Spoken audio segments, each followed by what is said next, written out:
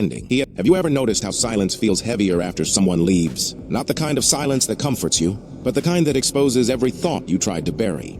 Rejection doesn't announce itself with thunder. It slips in quietly, through a phone that doesn't ring, an email that never arrives, a message left on seen, a voice that once said, "I believe in you," now gone without a trace. That's how it started for him. A single, quiet end to a story he didn't think was ending. He had always been the kind who believed effort guaranteed results, that if you worked hard enough, loved deeply enough, believed sincerely enough, you'd eventually be chosen in love, in career, in life. But the universe doesn't always reward sincerity. Sometimes it simply watches as your sincerity collapses in silence. It happened first in love. A person he thought he couldn't lose walked away. Not with anger, not with closure, just absence. At first he told himself it was temporary. He replayed every memory, every message, looking for the moment it went wrong. He apologized for things he didn't do.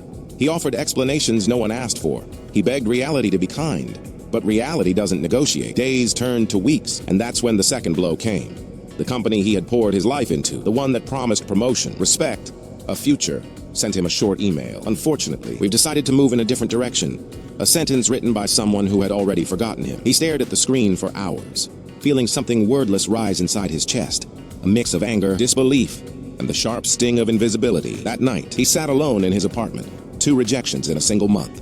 Love and work, heart and purpose, gone. He looked at the walls, the same walls that once heard laughter, now echoing with silence. He tried to distract himself. Music, movies, social media, but every sound felt artificial. Every distraction led back to the same question. Why am I not enough? That question doesn't come from logic. It comes from the child inside every adult. The one who learned love was something you had to earn. And when the world withholds it, that child wakes up again. You can see it in how people react to rejection.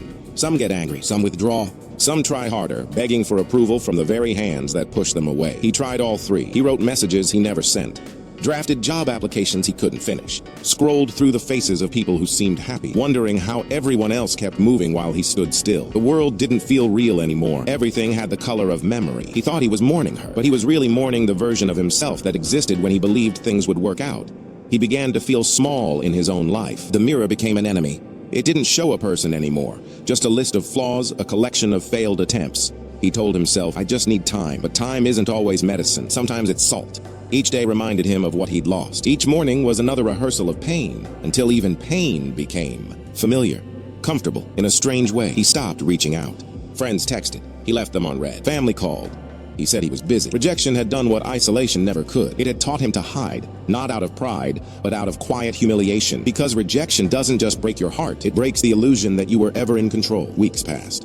Then one night he went for a walk. No destination, no reason. The city lights blurred into colorless streaks. He ended up by the river, the same place he once brought her, the same place he once promised himself that this city would see his success. Now he just stood there, hands in pockets, watching his reflection in the water, distorted. "Unfamiliar," he whispered almost to himself.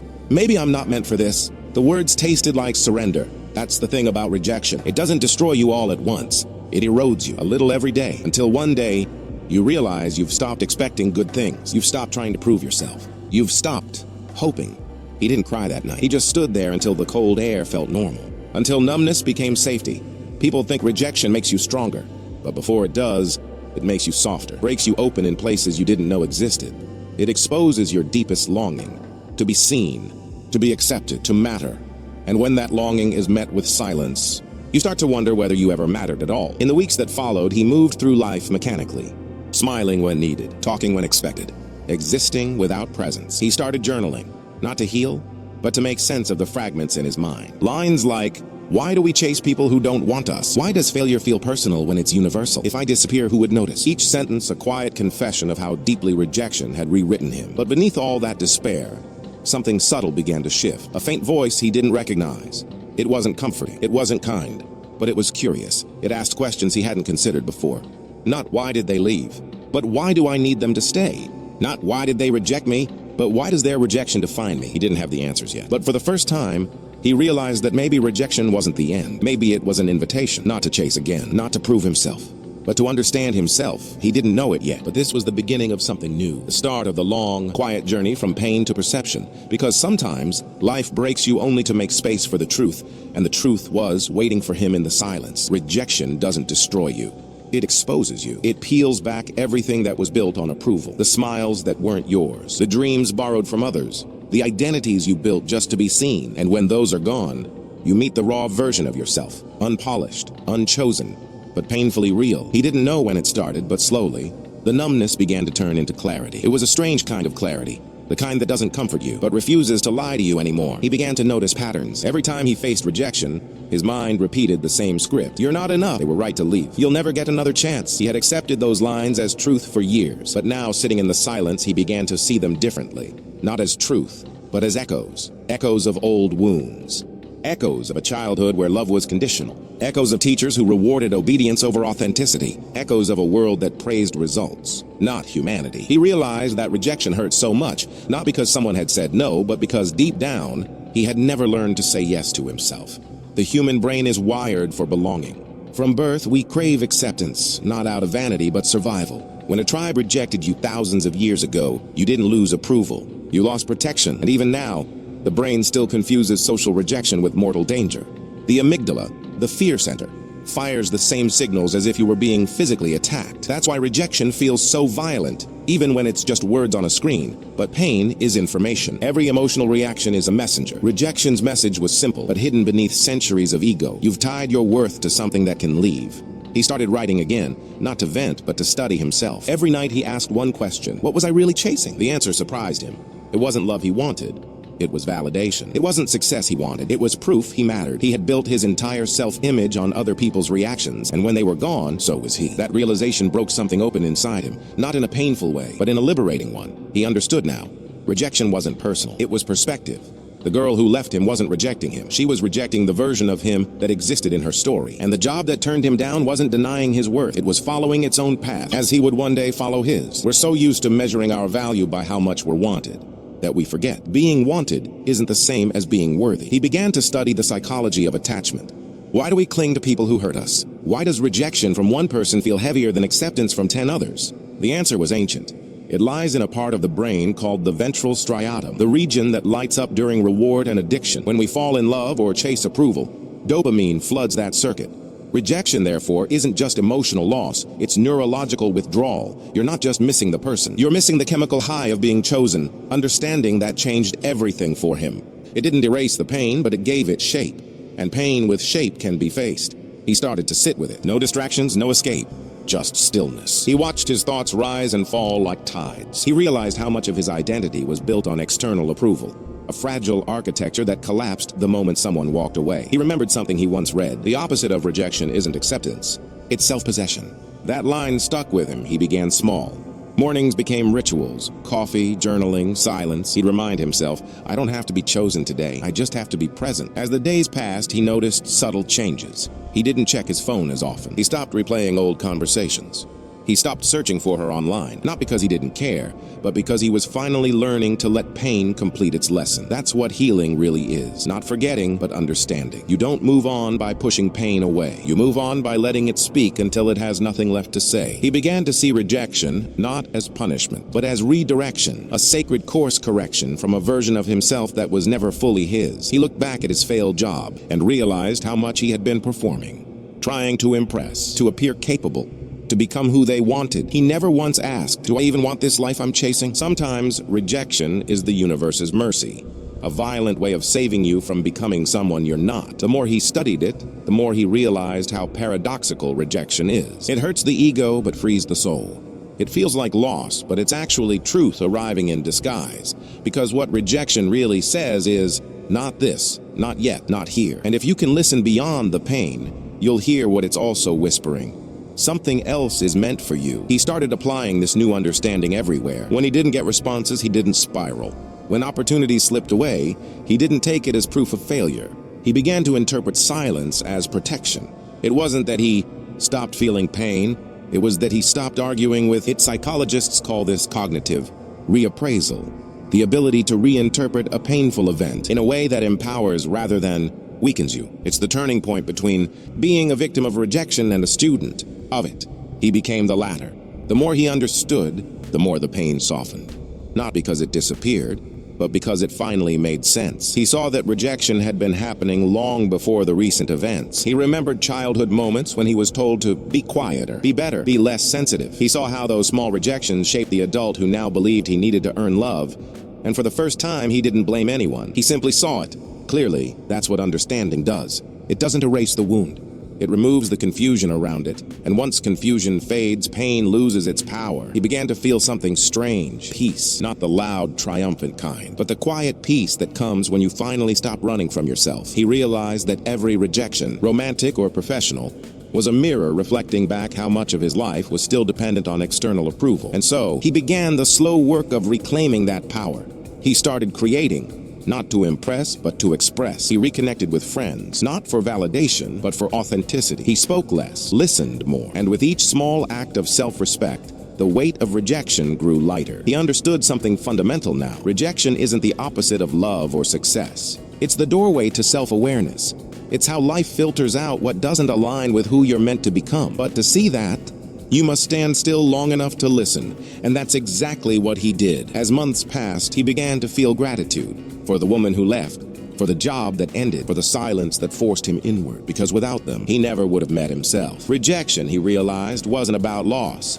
It was about return, a return to truth, to self, to freedom. And though he didn't know it yet, this understanding was about to become the foundation for his quiet rebirth. There's a quiet strength that appears after the storm has passed, not loud, not dramatic, but steady, like the tide returning to shore. That's where he found himself now. Not healed, not invincible, just awake. He began to notice small things first. The morning sunlight felt different, not like something to rush through, but something to experience. Coffee didn't taste like routine anymore. It tasted like presence. He realized how much of his life had been lived in anticipation, always waiting for the next message, the next approval, the next sign he was on the right path. But now, he stopped waiting. He simply was, and that being, that quiet, grounded existence, was something he hadn't felt in years. Rejection had taken everything temporary from him, and in doing so, it gave him something permanent, clarity. He no longer chased validation. He cultivated peace. He no longer begged to be seen. He learned to see himself, and in that stillness, life began to respond differently. One day, he received an unexpected message. A friend had referred him to a small creative project. Nothing big, but something that aligned with what he loved. No corporate titles, no pressure, just purpose. He accepted. The work flowed naturally, without the need to prove anything. And for the first time, he felt the difference between striving and serving. Around the same time, the person who once left him reached out again. It wasn't an apology, just a simple, "How have you been?" Months ago, that message would have sent him spiraling, analyzing every word, reading between every line. But this time, he simply smiled. He replied honestly, "I've been learning to be okay." No resentment, no performance, just truth, and that was enough. Rebirth doesn't happen in a single moment. It happens in every small choice to respond differently than before, to not chase, to not prove, to not beg for love in places that taught you pain. Each time you do, you reclaim a piece of yourself that rejection once took away. He started to understand the deeper paradox. Rejection doesn't reduce your value. It reveals who can't see it. And when you stop taking it personally, you stop fighting reality. You stop trying to convince others to see what they're not ready to understand. You simply move calmly, purposefully, toward where your energy is honored. He began to find peace in solitude, not loneliness, but solitude, the kind that feeds you. There's a point where silence stops being punishment and becomes a friend, where being unseen doesn't feel like invisibility, it feels like freedom. That's where he was now. He no longer feared rejection. He understood it as language, the universe's way of saying, "Not this door, try another." He learned that not every closed door is loss. Some are divine timing. Some are redirections to spaces you couldn't imagine yet. And ironically, the more he stopped trying to be accepted, the more naturally he was accepted by the right people for the right reasons. Because that's what true confidence is. Not arrogance, not ego, but calm detachment. It's the ability to say, if it's meant for me, it will stay. If not, I'll still be whole. Months passed. His work began to grow. His ideas started reaching people, not millions, but enough. Enough to feel purpose, enough to feel aligned. He didn't chase recognition anymore. He attracted resonance. And one day he caught himself laughing, a real, effortless laugh. It startled him. He hadn't heard that sound in so long. That's when he realized he was no longer surviving rejection. He was living beyond it. Rejection had once been the enemy. Now it was the teacher. It had taught him boundaries, what to give, what to guard, what to let go. It had stripped him of illusions, that being chosen means being worthy, that loss means lack, that silence means failure. It had taught him that self-respect isn't built when people accept you. It's built when you stop betraying yourself to earn acceptance. He looked back on everything that had happened, the heartbreak, the lost job, the nights he thought he'd never recover, and now, from this side of the pain, he saw the pattern. Each rejection had removed a version of himself that wasn't true. The romantic rejection taught him to love without losing himself. The professional rejection taught him to work without worshiping approval, and together, they stripped him down to his essence, unapologetic, unfiltered, whole. That's what rejection really is, a brutal form of editing. Life removes what no longer fits your narrative, even when you're still attached to it. And when the pain fades, you see that what's left isn't less of you, it's the real you. He began sharing his experiences, not to inspire, but to connect. He spoke about rejection like an old companion, with respect, not resentment. People listened. They saw themselves in his words. And that's when he realized something profound. Rejection had given him a voice. There's a unique authority that comes from surviving what once broke you. It's not the loud kind. It's quiet, magnetic, unshakable. When you stop fearing rejection, you stop needing approval. And when you stop needing approval, you become impossible to control. That's when people start to respect you. Not because you demand it, but because you embody it. That's the silent power of rejection. It builds invisible strength, the kind that doesn't beg, doesn't chase, doesn't collapse under silence. The kind that walks away not out of pride, but out of peace. He once believed rejection was the end. Now he understood it was the initiation. The universe had to close the wrong doors so he could finally see the one that led home. Home, not as a place, but as a state of being. The state where you no longer need to be chosen to feel chosen. He walked through the city again. The same streets that once felt cold, now soft under evening light. He passed the river where he once stood shattered. And this time, he smiled, because he understood something that took him a lifetime to see. Rejection isn't proof that you're unworthy. It's proof that you're alive enough to try, brave enough to care, and strong enough to rebuild. As he looked at his reflection, he whispered softly, not to the world, but to himself, "Thank you for not choosing me, because you forced me to finally choose myself." And with that, he walked away, not toward anyone, not away from anything, but forward. That's the psychology of rejection. It's not about loss. It's about liberation, because sometimes the door that closes is the only thing saving you from the smaller version of yourself. And when you understand that, you stop asking, "Why did this happen to me?" and start asking, "What is this trying to teach me?" You see, rejection doesn't make you less. It teaches you that you were never dependent on being more for someone else. It teaches you that being chosen isn't the same as being seen, and being seen isn't the same as being known. It teaches you that the only validation that matters is the kind that doesn't disappear when people do. So if you're in that silence now, if you're staring at the empty spaces where love and opportunity once lived, don't rush to fill them. Sit there. Listen. Let the quiet tell you what the noise never could, because that's where transformation begins, in the stillness after rejection, when you finally realize you were never broken. You were just being rebuilt. And if this story resonated with you, if you've ever felt like rejection stripped away too much, you need to hear what comes next, because sometimes the reason rejection hurts so deeply is because you've been carrying a child inside you who never felt safe to be unwanted. That's what the next chapter uncovers. The psychology of a child who grew up too fast. You'll see how early emotional abandonment shapes our adult craving for approval, and why healing that inner child is the final step to becoming untouchable. Because rejection doesn't end with understanding. It ends with reprinting, and that is where the real freedom begins.